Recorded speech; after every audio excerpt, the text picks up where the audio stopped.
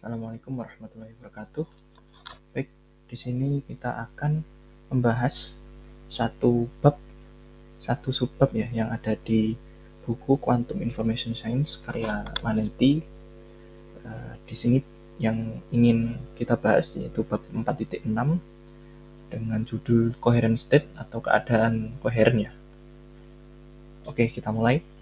Pertama, kita perlu tahu bahwa persamaan gerak osilator klasik itu diberikan oleh yang pertama fungsi posisinya sama dengan posisi awal x0 dikali cos omega rt, dan omega ini frekuensi natural, kemudian ditambah P0 atau momentum awal dibagi massa dan frekuensi juga, kemudian dikali sin omega rt. Oke. Dan untuk fungsi momentum di waktu t diberikan oleh P0 atau momentum awal dikali cos omega t dikurangi massa m omega r x0 posisi awal sin omega rt. Oke. Mungkin kalau kita buat grafiknya itu akan seperti ini.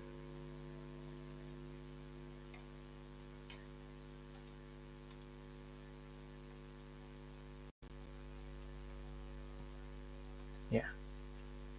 Jadi kita lihat di sini sumbu Y itu ada dua besaran, yaitu momentum dan posisi ya. Dan sumbu X-nya di sini waktu. Yang kita lihat di sini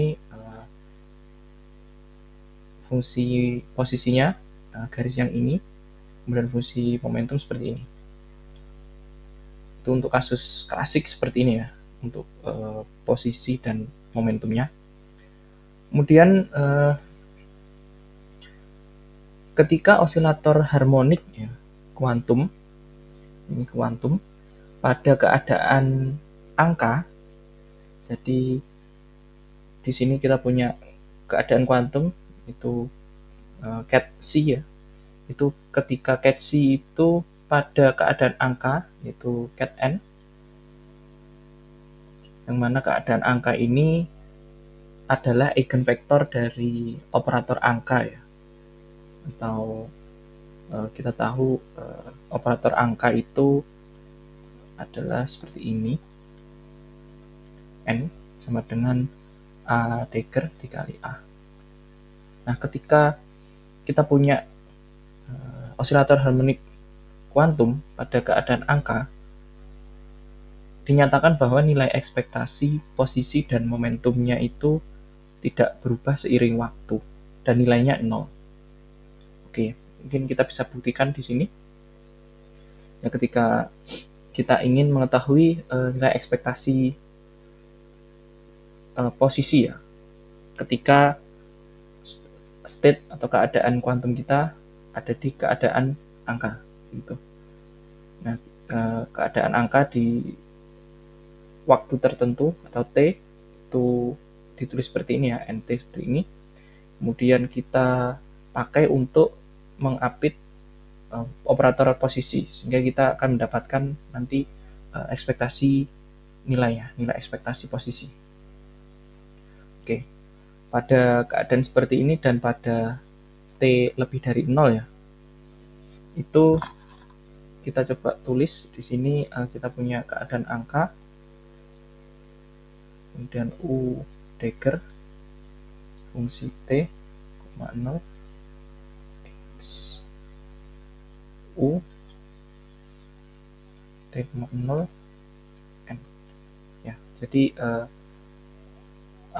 keadaan nt itu bisa ditulis ulang perkalian U atau ini time evolutionnya dikali keadaan angkanya.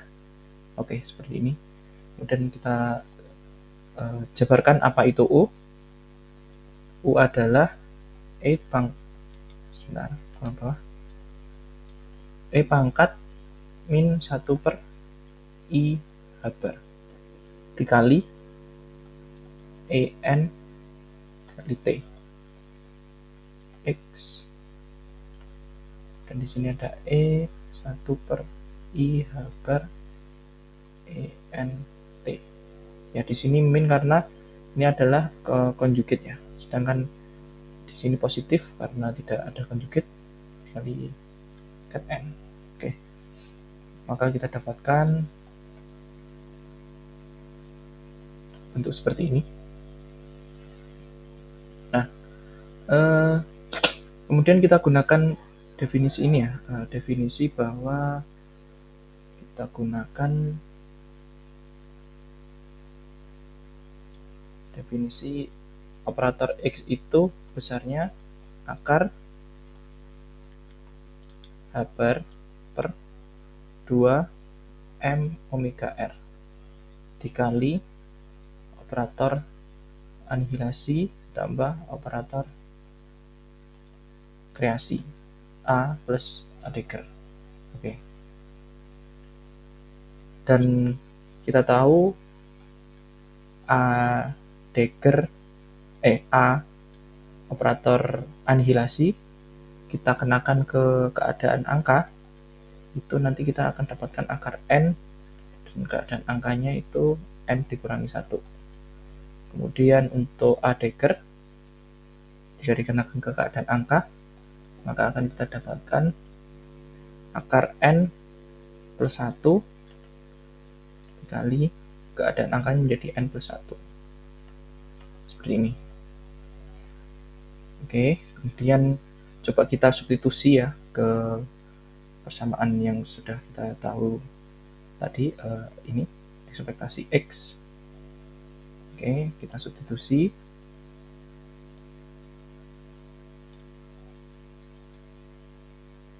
NT X NT itu sekarang menjadi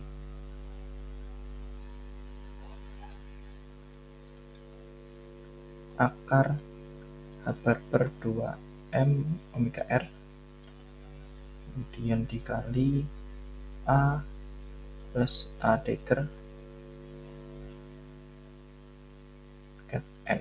Oke.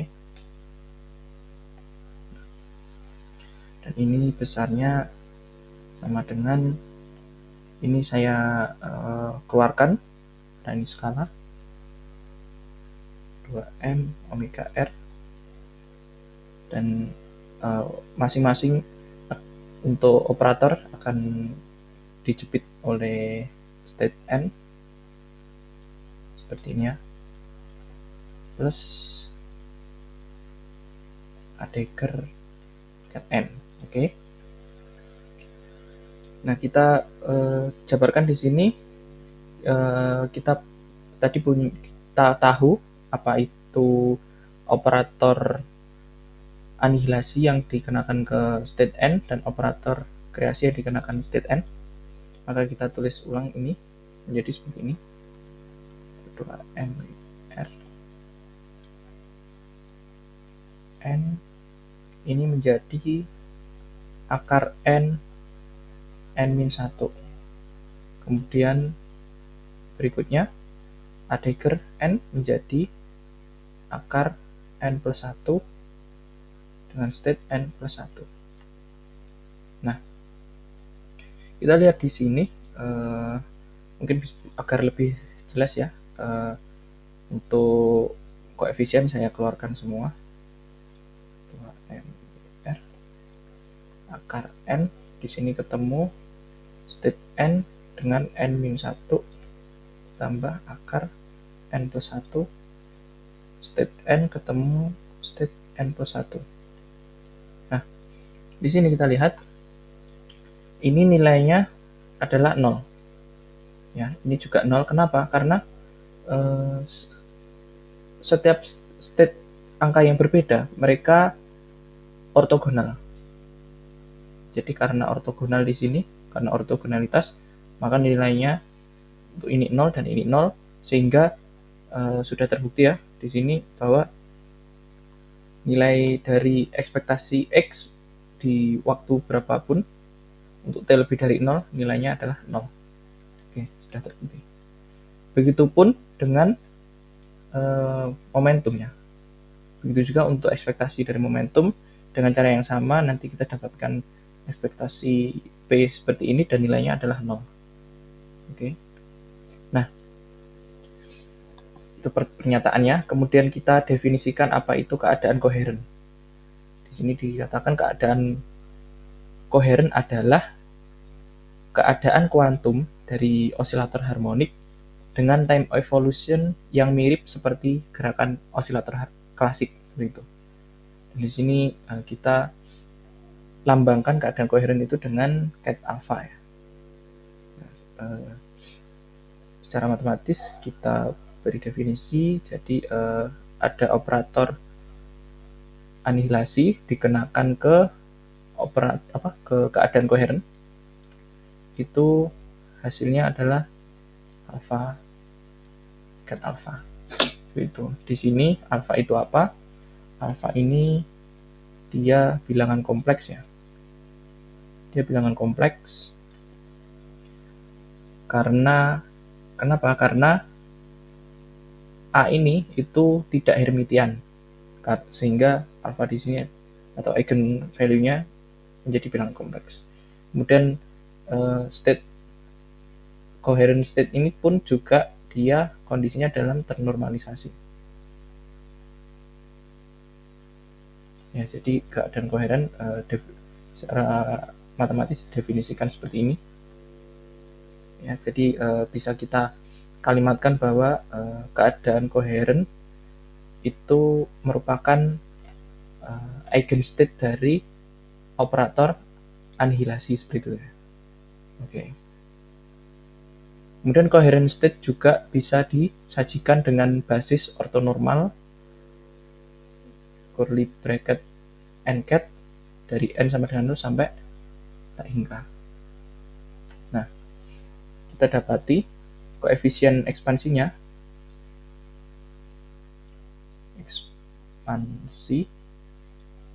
itu alpha cat alpha sigma variabel n koefisien cn dan keadaan angka ya. Jadi coherent state itu dia merupakan superposisi ya dari keadaan angka. Oke. Nah, dari sini kita dapati alpha itu ket alpha atau keadaan koheren itu jika kita cari tahu berapa koefisien ekspansinya itu ya secara lebih jelas, itu kita dapati bahwa besarnya adalah E pangkat min setengah alfa mutlak kuadrat dikali sigma n sama dengan 0 sampai tak hingga alfa pangkat n per akar n faktorial dikali keadaan angka. Nah, ini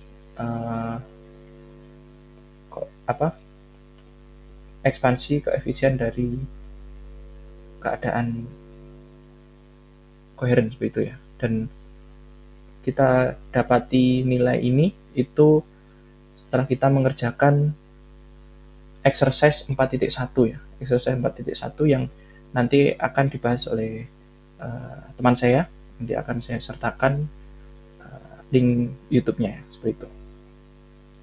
Kemudian keadaan koheren dari yang sudah kita definisikan tadi, kita bisa melihat dia hanyalah superposisi dari keadaan angka ya. Dan keadaan vakum adalah satu-satunya keadaan yang disebut keadaan angka dan keadaan koheren seperti itu. Jadi keadaan vakum itu ket 0 dia merupakan keadaan angka dan juga keadaan koheren. Nah, probabilitas menemukan n eksitasi dalam osilator yang disiapkan dalam keadaan koheren adalah sebagai berikut. P probabilitasnya menemukan n eksitasi itu sama dengan mutlak kuadrat dari ini bra n dengan ket alpha. Dan jika kita jabarkan, nanti kita akan dapatkan E pangkat min mutlak alpha kuadrat dikali mutlak alpha pangkat 2n dibagi n faktorial, seperti itu. Dan kita bisa lihat sebenarnya ini itu dia persamaan yang menunjukkan distribusi Poissonian ya. Jadi dia itu Poissonian distribution. Oke. Dan kita coba lihat bagaimana contoh dari fungsi tersebut dalam sajian grafik. Maka bentuknya akan seperti ini.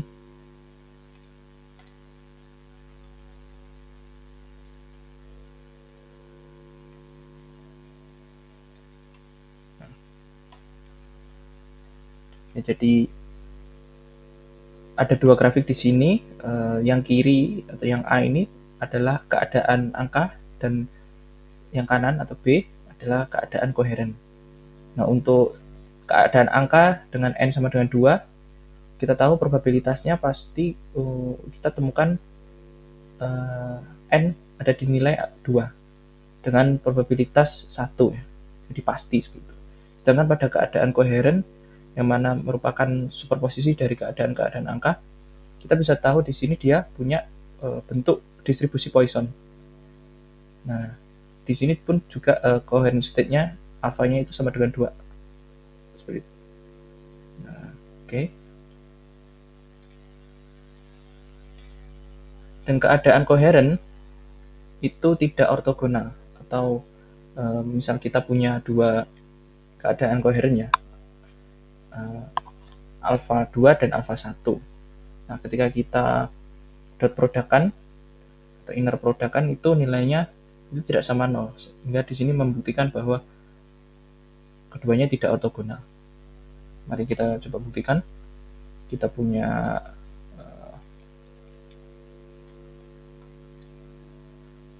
alfa 2 bra alfa 2 ket alfa 1 ya. Ini kita bisa tulis dari bentuk koefisien ekspansi tadi, E pangkat min setengah pertama untuk alfa 1 kuadrat ya, kemudian E min setengah dikali mutlak alfa 2 kuadrat sigma sama untuk M sama dengan 0 sampai tak hingga, dan sigma N sama dengan 0 sampai tak hingga, sigma 1 untuk alfa 2, sigma yang kedua ini untuk alfa 1 ya. Nah, kita tulis di sini untuk alfa 2 ya, berarti kita pakai keadaan angka dengan variabel M ya. Itu ditulis seperti ini karena ini bra, jadi keadaannya ditulis bra juga atau konjugitnya. Alfa 2 konjugit ya, pangkat M per akar M faktorial dikali, nah ini untuk alfa satunya, alfa 1 pangkat N per akar N faktorial dikali N. Oke. Nah, kita bisa melihat di sini bahwa ada nantinya kita bisa langsung kenakan bra M dengan ket N ya. Nah, ketika mereka bertemu, kita ambil inner produknya, nanti mereka hanya akan memiliki nilai ketika M sama dengan N, gitu ya, hanya bernilai ketika M sama dengan N. Karena apa? Karena ketika keadaan angka mempunyai angka yang berbeda, maka mereka saling ortogonal seperti yang sudah kita bahas sebelumnya tadi di atas. Nah, ketika ortogonal maka inner produknya itu 0, sehingga tidak memiliki angka. Nah, kita langsung fokus kita perhatikan untuk M dan N yang sama nilainya. Sehingga kita bisa tulis ulang, E pangkat min setengah alfa 1 mutlak kuadrat min setengah, ini langsung saya gabungkan saja ya, mutlak alfa 2 kuadrat sigma.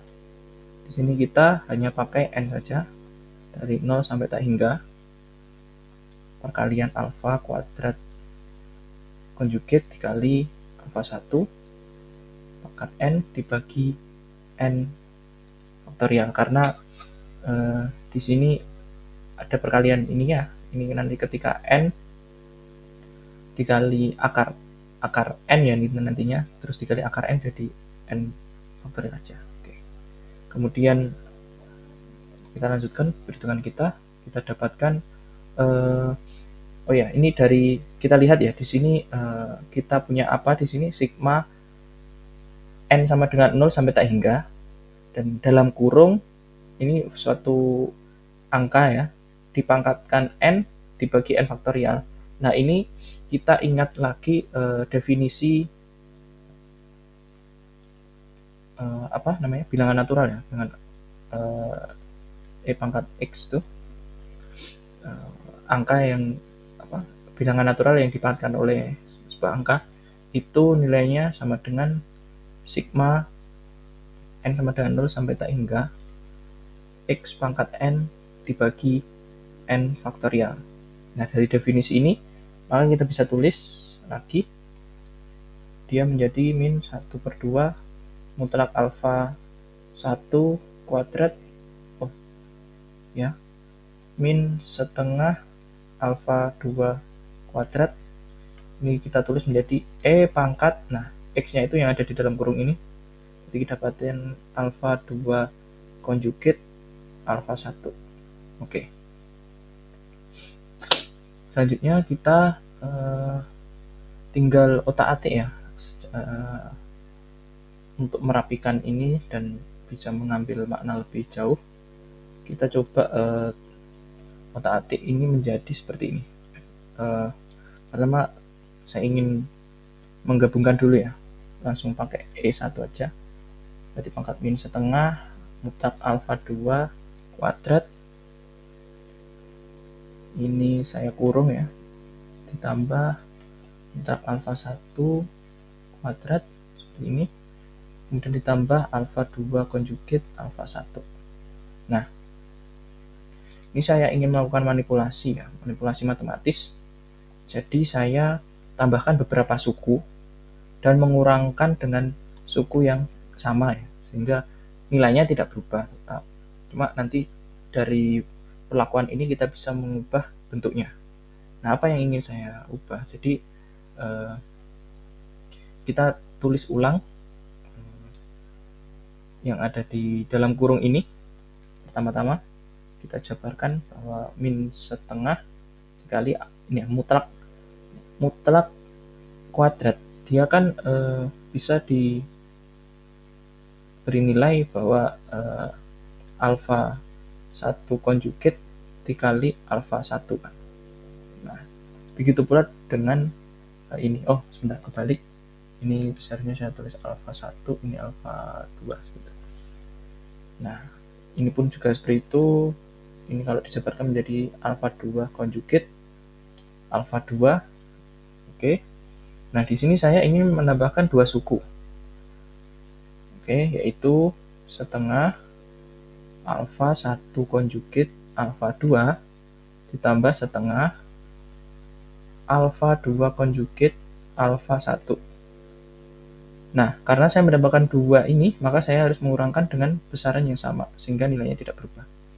Min setengah alfa 1 konjugat alfa 2 min setengah alfa 2 konjugat alfa 1. Nah, kemudian suku yang paling terakhir ini saya tulis seperti awalnya tetap alfa 2 konjugate alfa 1. Nah, kenapa saya pengen tulis seperti ini? Oke, coba kita lihat, kita bisa mengelompokkan ya. Kita bisa tulis ulang seperti ini, agar kita bisa tahu nantinya arahnya kemana. Alfa 1 konjugate alfa 1. Kemudian untuk alfa 1 konjugate alfa 2, ini saya masukkan. Jadi nilainya menjadi min ya, min alfa 1 konjugate alfa 2.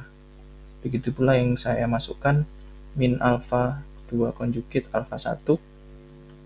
Oke, kemudian ini suku keduanya alfa 2 konjugate alfa 2. Sehingga yang di luar kurung kita hanya tersisa setengah alfa 1 konjugate alfa 2 min setengah alfa 2 konjugate alfa 1 ditambah alfa 2 konjugate alfa 1. Next, kita lihat di sini bahwa bentuk ini, silakan kalian coret-coret ya, bahwa kita dapatkan di sini E pangkat min setengah. Di sini itu kita bisa tulis menjadi mutlak alfa 1 min alfa 2 kuadrat, seperti itu ya. Di bentuk ini kita bisa tulis dalam bentuk seperti ini, dan kita bisa mengurangkan juga ini alfa setengah alfa konjugate alfa 1 kita tambahkan dengan ini ya, alfa 2 konjugate alfa 1, sehingga yang di luar kurung dia menjadi setengah alfa 1 konjugate alfa 2 dikurangi setengah alfa 2 ditambah setengah alfa 2 konjugate alfa 1. Nah, di sini kita bisa ubah lagi bentuk dia menjadi seperti ini, E pangkat min setengah alfa 1 min alfa 2 mutlak kuadrat E pangkat setengah alfa 2 konjugate alfa 1 min alfa 1 konjugate alfa 2 ya. Ya, ini yang kita dapatkan sekarang. Nah,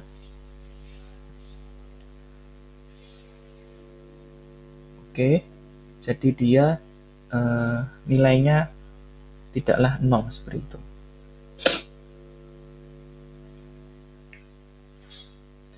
Nah, bagaimana untuk besarnya si dua state coherent tadi? Nah, coba kita hitung ya. Kita sudah dapatkan seperti ini. Nah, sekarang kita hitung berapa besarnya. Apakah beneran 0 ya? Ini kita tulis seperti ini untuk mencari besarnya atau modulusnya, seperti ini kita mutlakkan. Nah, jadi modulus E pangkat setengah, saya pindah ke depan ya, yang ini alfa 2 konjugate alfa 1 min alfa 1 konjugate alfa 2. Kemudian E pangkat min setengah alfa 1 min alfa 2 mutlak dikuadratkan. Oke. Nah, kita coba pecah, terus ulang menjadi seperti ini.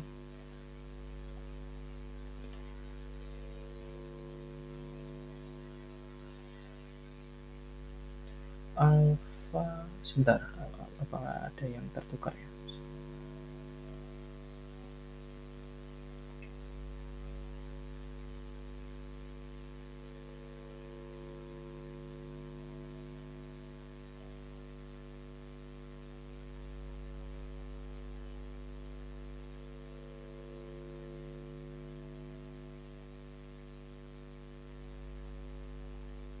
Alfa 2 konjugate alfa 1.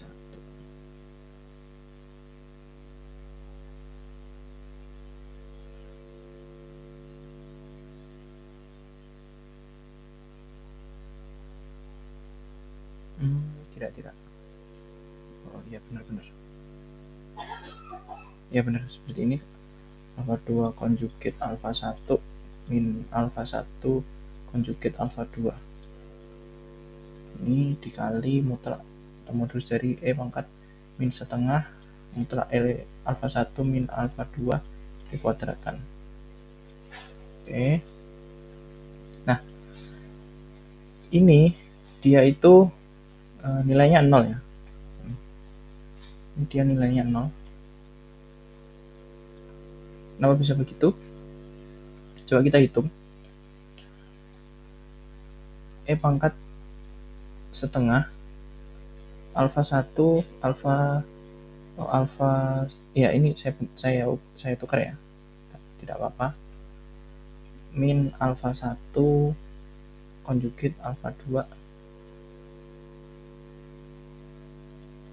dia nilainya, dia bukan 0 tapi dia nilainya 1 seperti itu. Nah, oke, apakah benar dia nilainya 1? Kita lihat di sini ya. Kalau kita ambil logaritma natural di kedua sisi, kita dapatkan setengah yang ruas kiri dulu, kita dapatkan setengah alfa 1 alfa 2 konjugate min alfa 1 konjugate alfa 2. Ruas kanan ln 1. Oke. Nah,